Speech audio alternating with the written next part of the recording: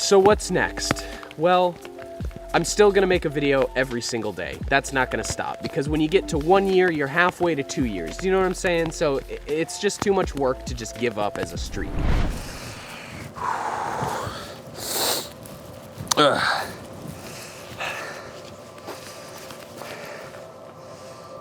crap, it's a wind tunnel, man. Okay. I had a script written, but you know, I think I'm just gonna take a chance and kind of do this candidly.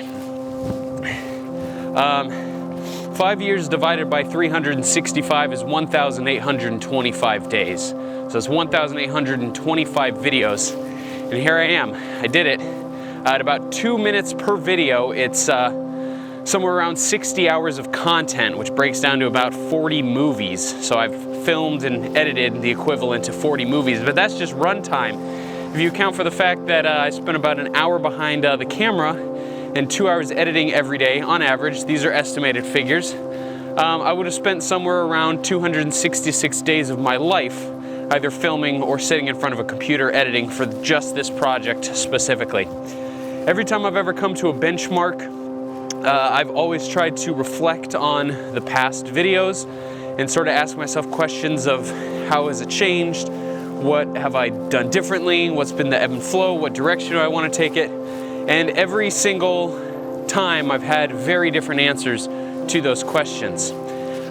So this time, having been through probably the most significant year of my life, having entered into fatherhood, I'd like to take a little bit different approach and talk a little bit about what the unintentional benefits that doing this project have provided me.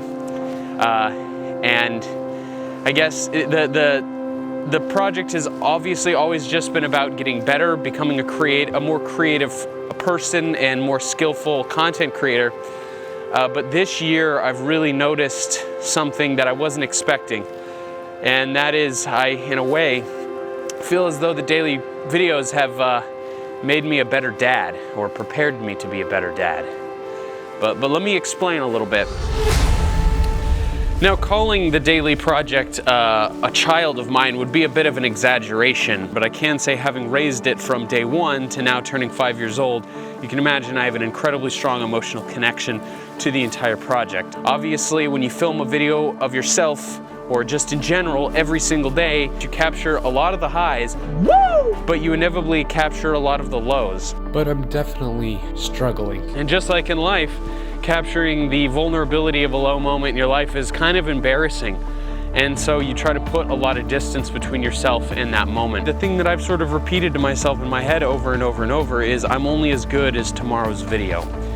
Which essentially means that if I have a bad day or a bad video, the only way to put more space between today and that video is to continue making them. That's the only way to make that video less significant to the sum of the entire project. On the flip side, the more videos that I make, the more insignificant my good videos become as well. And I've learned a lot about focusing on each day. How does that have anything to do with being a parent? Well, to be honest, I don't fully know yet, but I can tell you that becoming a dad was what I thought was going to be one of the scariest things in my life. And I actually was less scared than I thought I was going to be. And the only reason I believe that is because I just kept thinking about the content. Not, that I was going to make content on him or that was the focus, but I just kept thinking all that mattered was what's tomorrow's video going to be, When I spend time with my son, when I think about my influence on him, it's that same thing. A good day and a bad day really don't matter at all when you look at the entire encompassment of my life. All that matters is how many days did I live? How many videos did I do? And in general, did I enjoy the process? So, a lot's changed. A lot has changed more this year than I think ever has changed in the course of the videos. I'm dealing with a very different set of priorities. I'm dealing with a very different set of time constraints. I don't know what the future holds for the project. I want to say that I'm going to keep going, but if I'm brutally honest with you, this has been the first year where I've considered stopping.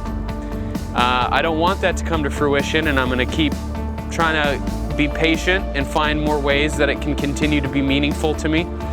And I think it can be, and I think ultimately it will be, but I can't make any promises anymore because things are just so different and still so new. Exciting, good, happy, but new.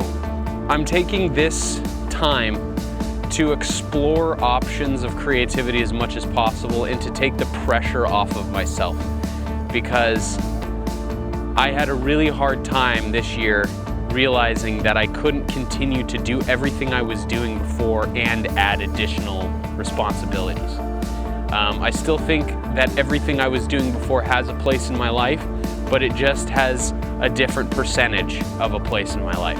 Thank you all so much for coming on this journey with me, genuinely. You know, regardless of what kind of content that I've done that you've liked more or less, just the fact that you've watched has had an incredibly profound impact on my life. And chances are you and I have never met, but you have an incredible amount of meaning and influence on me. So I appreciate that. I hope this audio has been getting sound this whole time, because that would suck. All right, let's do that like 3 more times.